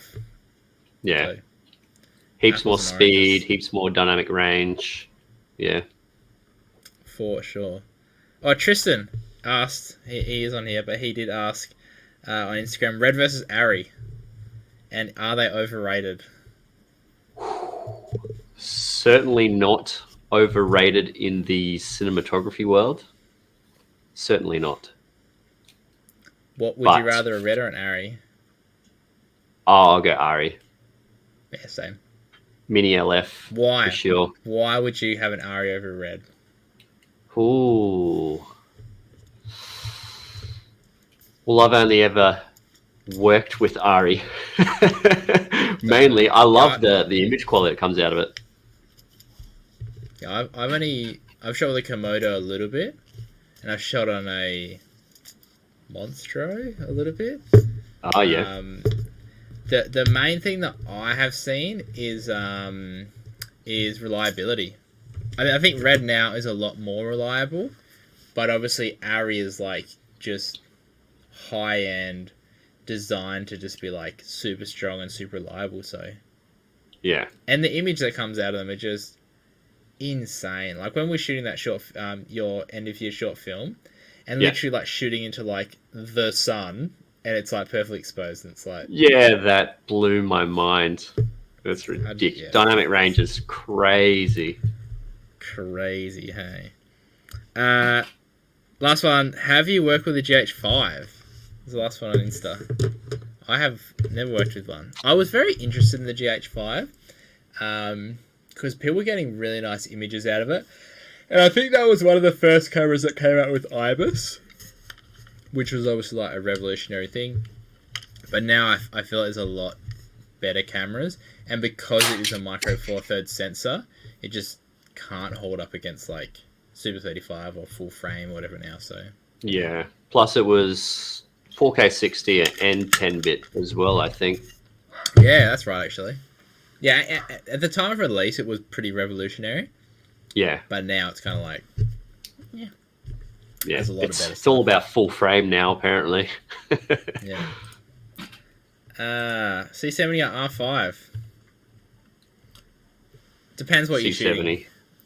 If you are a photographer, like say if you're a hybrid shooter, I'd say R5, just because obviously a C70 can't do photos. Yeah. But if you're just video, then yes, C70. Unless you really needed 6K, I mean 8K for some reason. But now with the new firmware update, actually I wonder if they're going to announce that tonight on the live stream. The C70. Yeah, you would think so. Firmware, maybe. I might actually start for that. It's in 40 minutes or something, 38 minutes. Ugh. Yes, for video, C70. If you're a hybrid, R5 for sure. I mean, if you have the money. I got an R6 for photo and BTS stuff, and it does a good job. Here you go. It's one for you. Oh, sorry. I thought it was like Komodo versus. Just a statement. R6. Oh, yes, James. Yeah, yeah. That's 100% true. That goes with pretty much any camera comparing. Really, depends what you need it for. Definitely. For sure. That's why I feel like FX6 is a really good documentary camera as well because of that variable ND. Actually, one of my mates, he does a lot of doco stuff, and he has the FX6, and he loves it. Hey, because he just does the auto ND, and he can literally just run around and just focus on getting the shots, and the camera just figures everything out. Yeah. Yeah, I've never really used it except for that one time we decided to flick it over just to check it in that short film. That's the only time I've used it. And it did a pretty good job. It did, yeah. I just find it hard to trust the camera. And it doesn't have much control over it. Hey, it's like you couldn't set what the exposure compensation was or what it's looking for. It's just kind of like I think it tries to not clip highlights. Yes, I think that's what it seems the case. Yeah. Yeah, really interesting. In the next 3 years for me, I would buy a 4K camera, and then if a client needs 6K, I'll hire one really. Or shoot in 4K and upscale to 6K, and they'll never know the difference. Absolutely. Perfect. Harry and mirror for me. Oh, I love the Amira. So good. Roger. Think 4K is going to be enough for several years to come. Like it's already been said, you need a 6K, 8K monitor screen to be able to watch that high-res content, and most people don't even have 4K. 100%. I've got a 1080 monitor.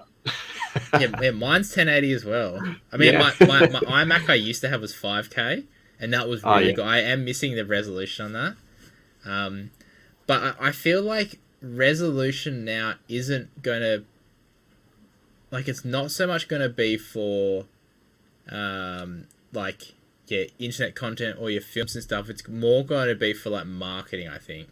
Because if you can, like, say, like, the Ursa 12K or whatever. 12K, yeah. If you shoot something in 12K and blow it up on the side of a building, it's obviously going to look a lot better than, a 4K image on the side of a building sort of thing. Or potentially, if you're doing, say, like a talk show and you just have one camera that you can then punch in on multiple different, like, angles sort of thing, that is potentially where it could work as well. it's a like that resolution thing's just it's just getting to the point now where it's like what is it, like something of diminishing returns. Yeah, pretty much. It's like I'm pretty sure our eyes can't tell the difference between like anything above like a 4 or 6K image anyway. So it's like anything above that is kind of negligible to our eyes anyway. Yeah. There you go. Most people won't even know the difference. 100%. Nope. Will not even know. All right, we actually managed to get through all the questions. Man, Damn. I don't know how people do this. That have like comments going like crazy. Like, oh, you just have to. Hey, James. Oh, another one. Yeah, you'd have to. You must have to just like scroll and click one. Like, okay, and say that I now understand why people do like super chats or whatever, and it pops it up. Yeah. Because like straight away, as soon as Bailey did that, again, Bailey, you legend, appreciate you. I immediately saw that because in a list over here, everything's grey, and that turned up green. So it's Boom. like, bam. Yeah. You just see it straight away. So that makes a lot of sense why people want to do that. All right, James, if you could time travel back and give only one piece of career advice to your starting self, what would it be? I'll let you start this one, Jason. Career advice to my starting self. I did everything I actually would tell someone to do. And that's learn literally as much as possible. But if I could go back and say one thing, I'd say learn about contrast ratios with lighting first. Hands down. Lighting's so important, hey? Lighting is just like, it makes your footage look from amateur to professional straight up. Yeah. You're up. My biggest thing that I struggled with back in the day was confidence, to be honest. And I think not that I would really, like if someone told me, I wouldn't have believed them anyway. But my thing would have been just figure out just really hone in on what I really enjoy doing and just make content and not worry about what everyone else, the world is thinking, not worry about if people are watching, not worry about the numbers, just make content because you want to make content sort of thing. Because actually, I don't know if you know this, I started my channel, let's dive back. I started my channel like 18 years ago now, maybe? No, when did YouTube first get released? I don't know, 2010? Let's go back. Was it 2008, I think, was it? I started mine way back. Oldest video, 10 years ago. There we go. Whoa. That was my first video. And I started it because it was just a new thing and I thought it'd be fun. And I actually had a lot of fun doing it. It's so interesting, but when I first started, so I made, here we go, 1, 2, 3, they're only the public ones. I made a bunch of them. And it's so bad. You can see I just have like zero confidence, and I'm just like, I'm looking for like permission to be myself, and like I just want people to like give me attention, sort of thing. It's so interesting. But where am I going with this? So I would record my videos. I wanted to do one a week, and I would record my videos on a Thursday morning because it was the only day that I had off work. And my parents were teachers, so they wouldn't be at home.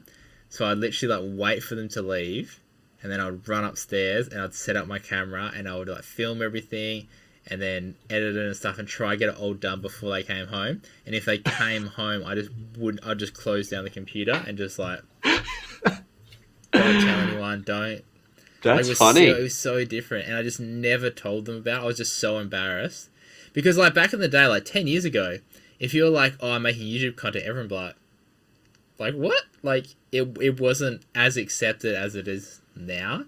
Like, this social media is it's just so normal now. It's like, oh, you're making YouTube content. Oh, you're making Instagram content. Cool. It's pretty standard. That's funny because when I record videos, I actually tell Amber to go for a drive. Oh, really? Yeah, I still don't make videos in front of her. No. It's weird. I don't know. What would happen if she was in the room and you're recording a video? I wouldn't record a video of me talking to the camera. Well, what? Ah, this is so interesting. So what comes up? Like, why do you get embarrassed or? I just feel like when I'm by myself, I can talk to the camera.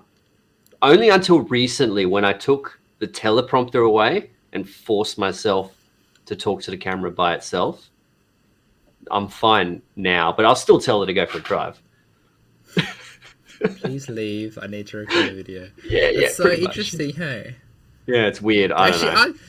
In saying that, I don't think I've ever seen you talking to camera when we've hung out and filmed either. It was that once when... Yeah, it was like once. I think when I was doing the memory card one. That day. We went to a but that's jetty thing. But that's like me filming you sort of thing. I don't think I've ever seen you like...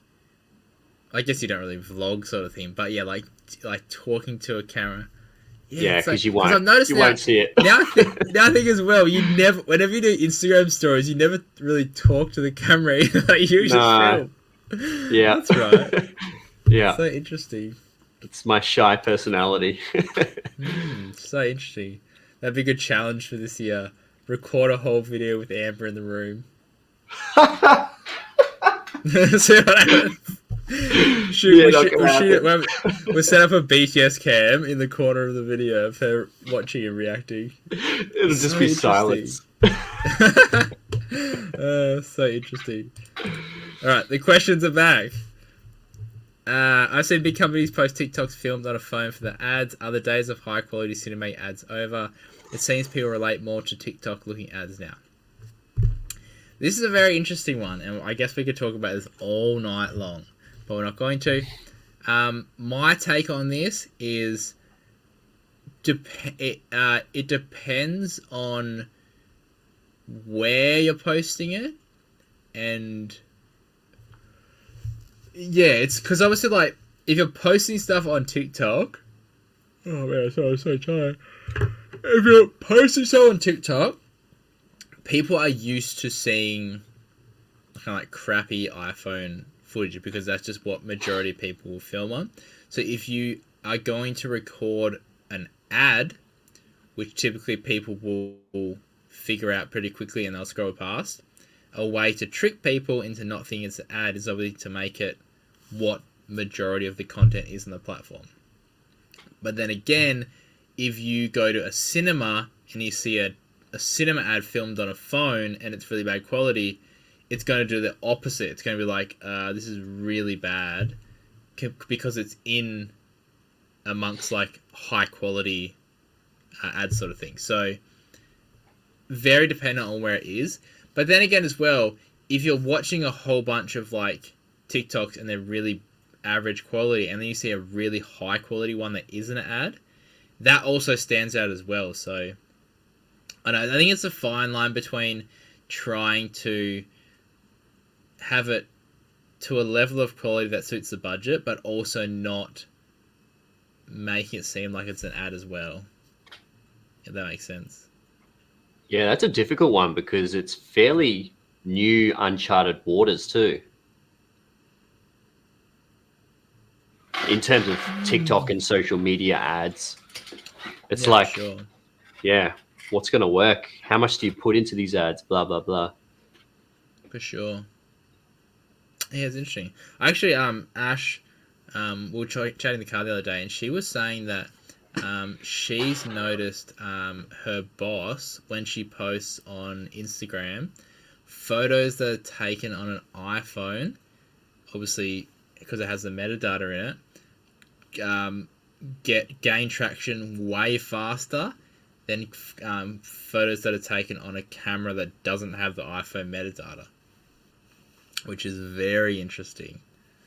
So obviously Instagram is potentially, if it is true, trying to push more like authentic, real content rather than potentially like manipulated, kind of like photoshopped content sort of thing. Yeah, that's tough because I think 99.9% of mine are taken with a camera. So interesting, but hey, we should test it out because now we've both got actually like good iPhones. Interesting. Shoot I'll let you test that one first. I won't. Yeah. I will never post an iPhone photo on my feed. Yeah. In saying that, but a lot of my reels now I've just been shooting on my iPhone, and they seem to be doing really good. So Oh yeah. that's really interesting. That when I first started posting that, my soul was like being crushed. But it's like it's an interesting one. Eh? Like it's still good quality, but Yeah. not to the level that I'm used to, sort of thing. Yeah. If you could have one light to use, which one would it be? Easy. What are you gonna say? I'm gonna say Nanlite The 300B.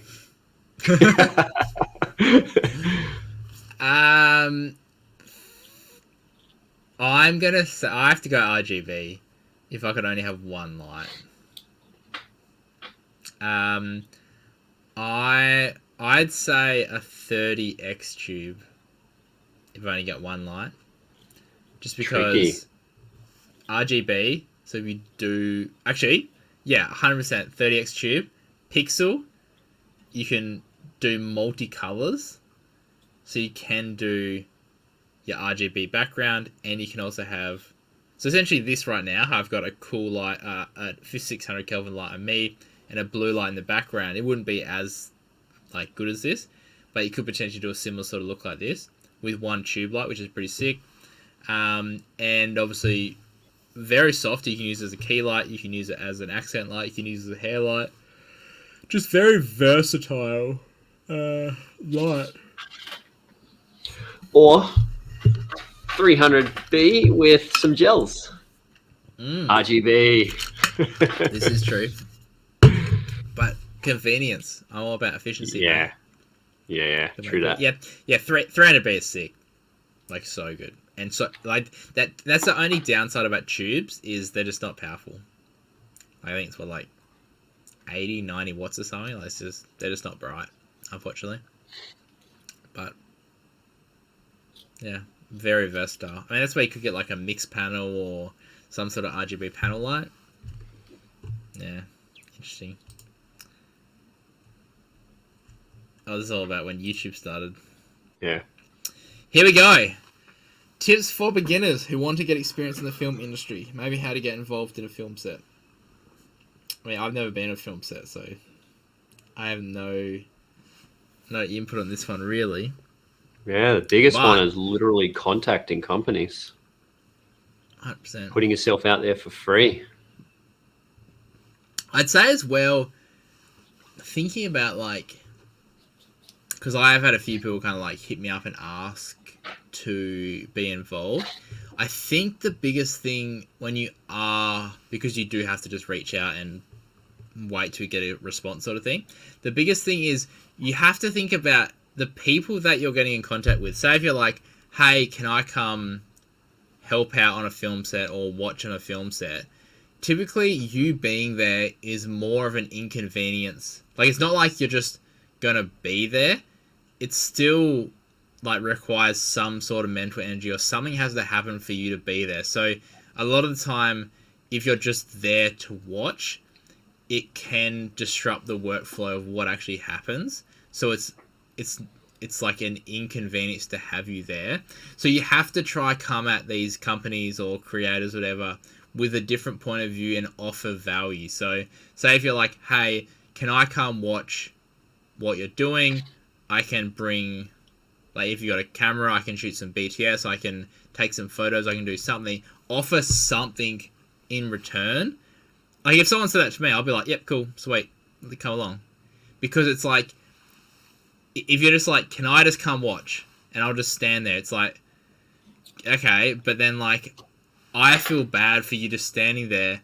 Obviously, like, I try cater for people on my set, so then I'd want to try cater for you. Like, it's the stuff that has to get involved, and I have to think about stuff if you're there. Whereas if you're giving me something in return, not that I'm asking for something, but if you're like, I'll take photos or I'll shoot some BTS or something, it's like, I'd be more likely to say yes in that thing. And you have to think about these marketing agencies or these people on film crews or film sets, it's like if you can give them something in return, they'll be more than likely to bring you on and help you out and get you onto these things to get experience. So. What capture cards do each of you use? What's a capture card? Dumb you question. Don't have one. You go USB-C. Ah, that plugs into your little dongle thing. Yeah, A74. Don't need one. I am currently using a USB 3 to HDMI. It's like not even a proper capture card. It is literally, it's like a $18, $20 USB dongle thing, and it seems to work fine. So I played around with a few different ones from when I used to live stream back in the day on like our drifting events, and you can spend a lot of money, but unless you're like pumping a lot of data into it, which like this camera doesn't pump out a lot of data, you can handle it. Well, we're going for an hour and 40 minutes. Seems to be going fine. Sometimes it kind of like glitches a little bit, but for the most part, it is pretty good. Sweet. Yeah, Bailey. I contacted a local film company after they did some video work for my school, and it turned into me helping them out for free for about 5 months. Very good experience. There you go. And the good thing as well is like, obviously, if you have nothing to offer, if you have no skills or whatnot, and you want to learn, you can't expect to get paid unless you're applying for a job. So the payment that you're getting is experience or knowledge or something else in return. So like for me, like I went to uni and I learnt, Jason's done the same. I would have rather spent 3 years of my life working for filmmakers for free, and it probably would have cost the same amount as well, probably less, than going to uni, and I would have learnt so much more in a much quicker time than doing that. Like being on set and being amongst people doing it, for me personally, I learn a lot quicker that way. Lots of people are different. Some people learn in the classroom, some people learn outside of a classroom. But yeah, if you can get practical experience, so much better. Yeah, that is my take on it.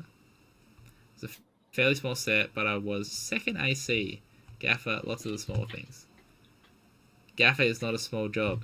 That's a huge job. That's a big one. Depends on the set, I guess. Well, yeah, should be a big job. Should be, yes. Very good. But the main thing as well is a lot of people... Okay, another one.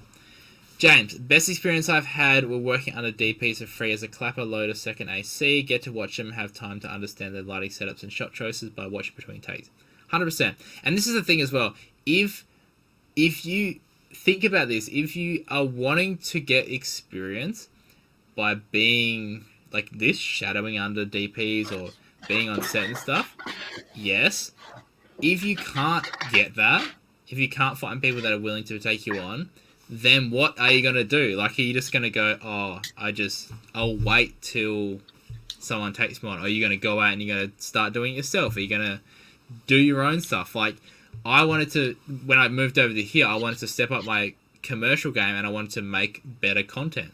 So I started learning about lighting and I started learning about how to make better images, and I just started doing it myself. I started shooting, I started shooting spec ads, which are just basically just fake ads for companies that you're not getting paid to do. No one's getting paid. It's just you want to make an ad to show that you can make an ad sort of thing.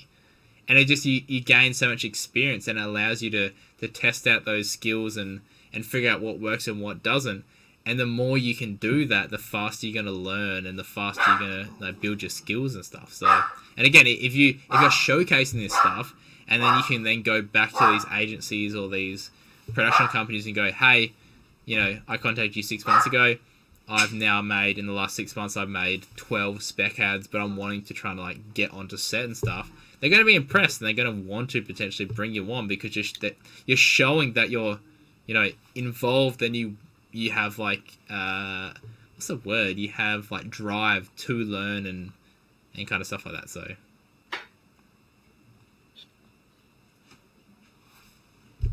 yeah, that's my thoughts on it anyway. Yeah, agreed. Can always look up film productions near me or something, and then just send them an email. 100%. And just send out a whole bunch of emails. Don't expect anything in return. Most of the time, they're probably going to say no, or you're probably going to get no reply as well. But that's part of it. Just got to keep sending them out until someone says yes. Yeah, exactly. And that is it. Man, an hour 45. Oh. Is that all? I'm just glad that people are actually asking questions. I was so nervous that we were going to jump on. It was just going to. I mean, we had backup topics anyway, which we haven't even talked about. Yeah, but I was so nervous of being like, oh man, no one's going to ask questions. It's going to be here sitting talking about just random stuff. But yeah. Harry, are you guys both working for independent or for a company? Working independently or for a company? Yeah, I'm both. Kinda. So you have your own production company and you also work for others? Yeah, just a local media company. They do their own stuff, which goes back to that thing with trying to get on set and stuff. I just sent them my show reel, showed them what I could do. Got an email back and he's like, come in and let's have a chat. I'm like, sweet. There you go. That's the thing. And this is the thing with content as well. It's like people just want to put out one video and then expect to get all this like work to flood in. It's like you have to be putting out, you have to be sending your stuff around and getting in front of the right people. And then when you get in front of the right person at the right time with the right piece of content, that's when stuff starts to happen. But you have to put it out there. Yeah. For me, I'm independent. My clients are, I feel my clients are agencies. So, but I'm not like a part of that company. I'm still a contractor for those companies or those agencies. But agencies are a really good way of finding creative work, because obviously the biggest thing for me is I know that I'm not good at sales. I know that I'm not really good at selling myself. That's just a trait that I know I need to work on. For me, I'm more into filming stuff and being creative and being on location. So if I can kind of like almost like offload the salesy marketing side of things to someone else, i.e. be hired as a contractor for agencies or have my clients as agencies, then they do all that kind of heavy lifting sort of thing that I don't want to do. So they have clients, they find the clients, we make all the content for them, and then they can then distribute that and deal with the client on that side sort of thing. And I found I've been basically the whole time I've ran my business, I've been trying to work mostly for agencies, because again, like they're always bringing in new clients. They've got their own sort of like sales system and funnels to bring in new work. And as long as you just keep producing good work, then they typically just keep pumping like working clients your way. So it's a good way of doing it. Yeah, that's it. A7 IV, A7 S3. Which do I prefer? Whew. That's a tough one, because the A7 S3 is like the FX6 at the moment, and I've been using the A7 IV quite a lot. Last two commercials. So I'm gonna have to say A7 IV because of focus mapping. You've seen focus mapping, Andy. It's freaking insane. Oh, interesting. I use it all the time. It's so good. It's the interesting thing about focus mapping is that, you know how you have focus peaking and you're like, it's in focus, I know it is, but then you use focus mapping, you're like, oh, it's just like a hair out. So you just dial it back a touch and you're like, it's in focus, I know it is, because you can actually see that depth of field. It's insane. Yeah, I liked how it, like, obviously you have the color system and then whatever's in focus, it then clears up and you actually get to see it. So even though you're not like, it's not being punched in, you can't see that it is in focus potentially, as long as the area that you're trying to focus on is clear and doesn't have color in it, then you know that it's Yeah. in focus. And it Insane. makes it so quick as well, hey? Yeah, every camera should have it. I don't know why they haven't pumped it out in a firmware update yet. In everything else, it sucks. In saying that, does it work with non-Sony lenses? No, it has to be. Oh wait, no, it works with Tamron. It's autofocus lenses. Autofocus. No, okay. yeah, So somehow it's using the autofocus to calculate the distance or something. Is that must be? How yeah, it works? must be, yeah. Which is weird because then how does focus peaking work? Because that works with manual lenses as well. So focus peaking is contrast, I'm pretty sure. Yeah, So okay. it looks for edge sharpness, and then it just basically like accentuates it. I think that's how focus peaking works. Yeah. Actually, that makes sense again, because a low light, it's hard. Yeah, and a lot of the time it's like that's why you can just pump out an image via HDMI and then do a focus peaking on your monitor and still get it sort of thing, because it's just looking for your edge sharpness sort of thing.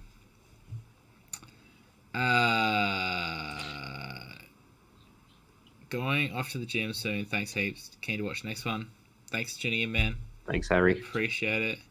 You are a bloody legend.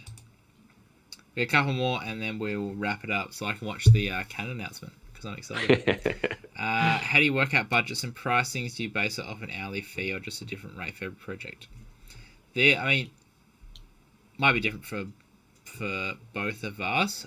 I used to work off hourly. Now I'm in between going to project rates. I usually still use an hourly budget to figure out what the project rate should be, sort of thing.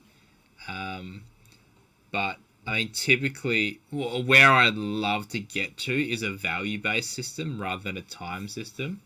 So it's like if you want a commercial, rather than going, it's going to take 30 hours, so it will cost $3,000, say, if that's your number. Just be like it's going to cost whatever $3,000 because the value that you're getting is $3,000 worth, sort of thing. And when you move away from an hourly rate, because obviously the crippling thing about hourly rates is that the more efficient you get, which is typically the more you learn and the better you get at something, the faster you are inherently going to get at it, the less you're technically worth, unless you then start charging like $500 an hour or something.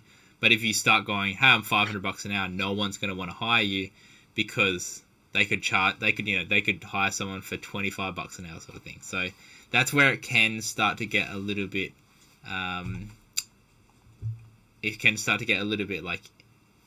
Confusing.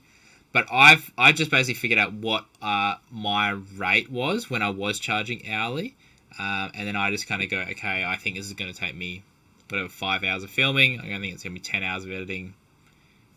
Like punch in my rates, come up with a number, and then kind of look at it and go, is that what I think this project's worth, sort of thing? Maybe add a little bit more on. Just see what it's worth. The good thing now with, like, say, one of our clients, Booster Media, is they just come to us with a budget. They just go, here's the budget, here's the concept, and then, which is good and a bad thing because we get to, we're in control of how much we spend and all that kind of stuff. But sometimes the budget isn't in alignment with the expectations for the project, which does make it hard. So definitely understanding, like, or I guess it's like pushing back when expectations are too high for budgets. If you do get assigned a budget, definitely learning that is a very good skill as well. But it's basically if you're putting out a quote or charging someone something and they're saying yes every time, you're typically not charging enough. So say if you're like doing a video for $500 and every time someone asks for a video and you say $500 and they're like, yep, cool, done. It's like you're not charging enough, sort of thing. And it's always scary putting your prices up. And even now, I've been doing it this is like my 6th or 7th year running my business.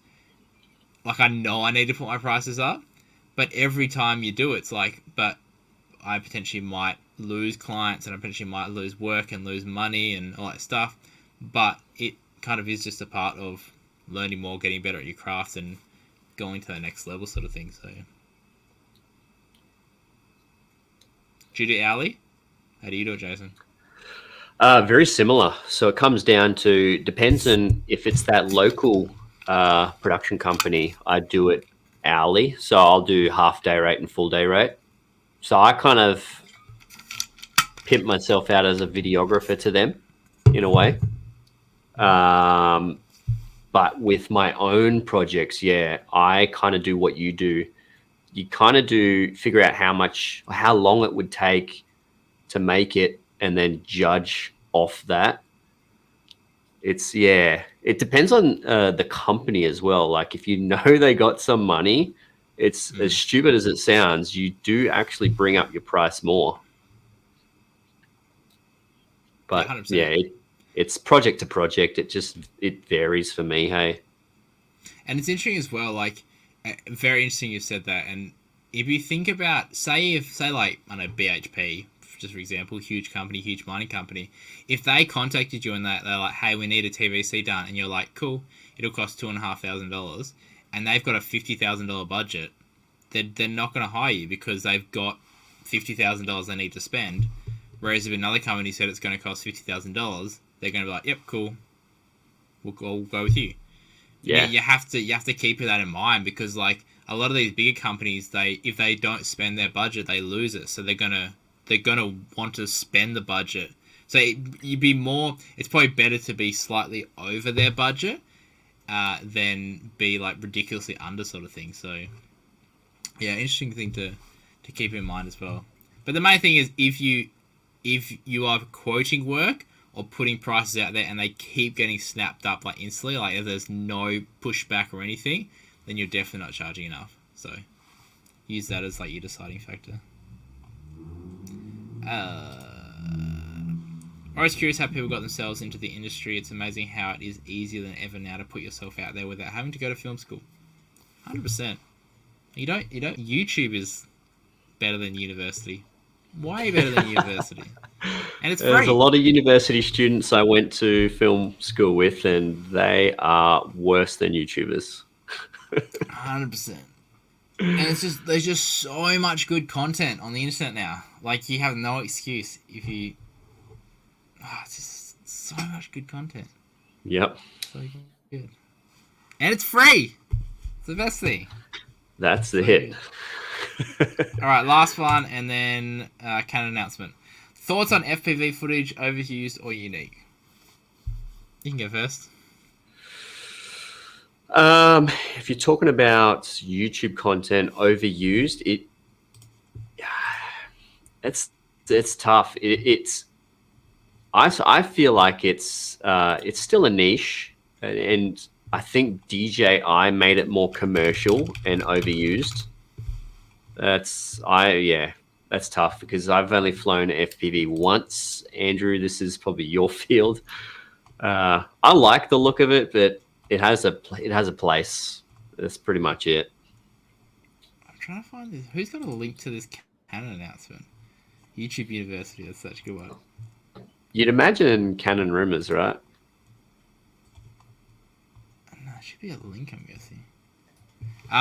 For me, just before we're about to finish this, for me, I don't think it's overused. I think it's extremely unique. I think it needs to be used much more in films, like feature films and TV shows and stuff, just because it is such a unique perspective. I think it's been over... in saying that, like, it's not... It only seems like it's being overused or talked about so much just because that's what the hype is now. Like, I was flying FPV for 3 years before the DJI one came out, and that's when it like blew up and everyone decided that they wanted to become an FPV pilot. And before that, it was like it's been around for years, sort of thing. Like, people have been flying FPV for like, I don't know, 10 years or something. So it's only now, because it's the thing to do, that everyone's getting excited about it, everyone's talking about it, and it seems like it's everywhere. But in saying that, over the last 12 months since DJI released the FPV drone, it's significantly dropped off. Like, it's just, I hardly ever see people posting content about it. Posting FPV content.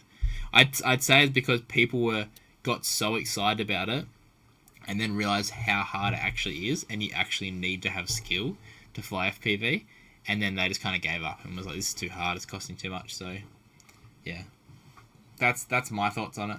I think it should be used way more in feature films and TV shows, just because it is a very, very unique perspective.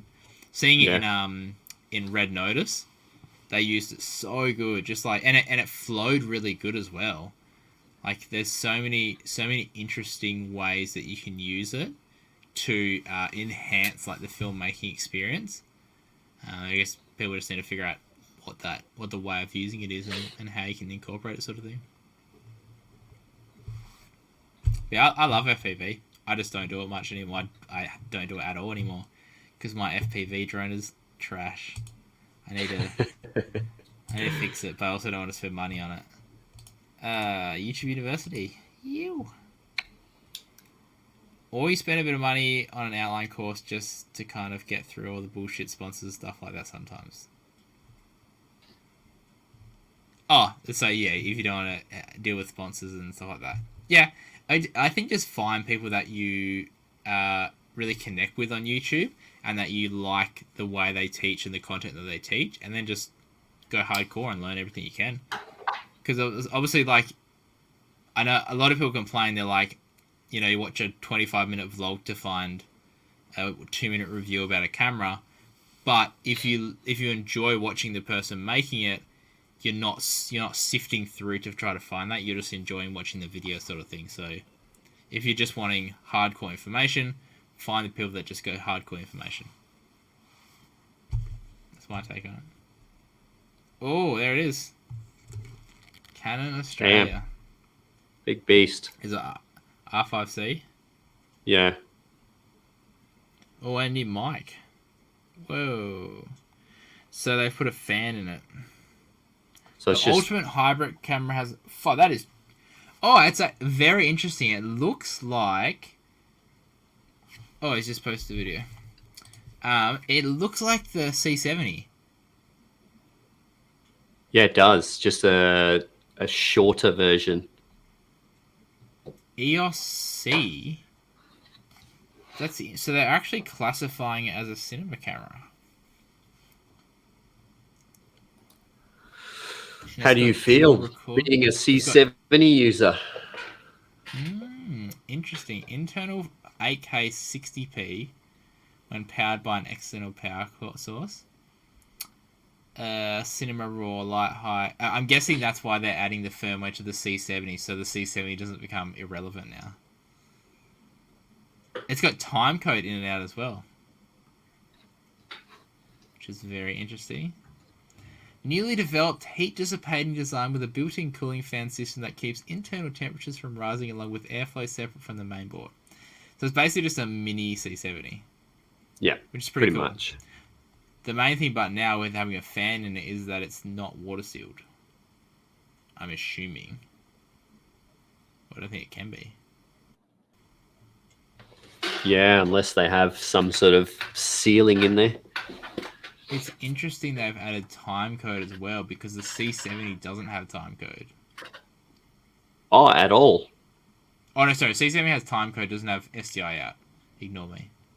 Oh, okay. Very interesting. Yeah, it's so interesting. Like, I can't show, I guess, if you hold up this photo to the camera, this top-down view. Yeah. Because I'll show you the C70. I can go side by side.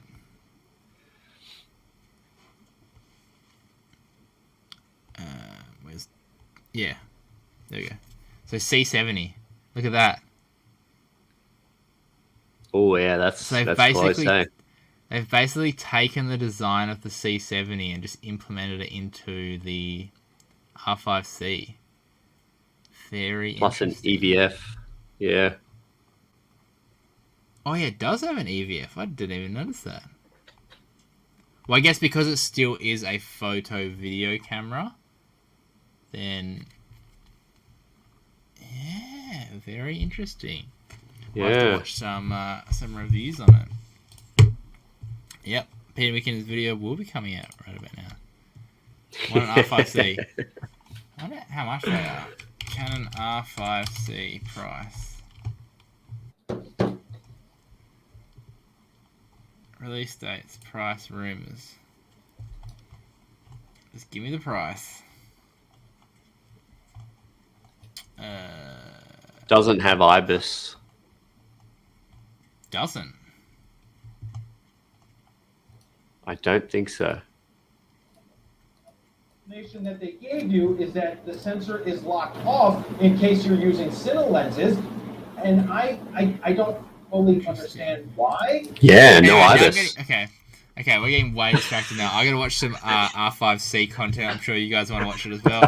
Thank you so much for tuning in to this live stream. Appreciate all you guys so much.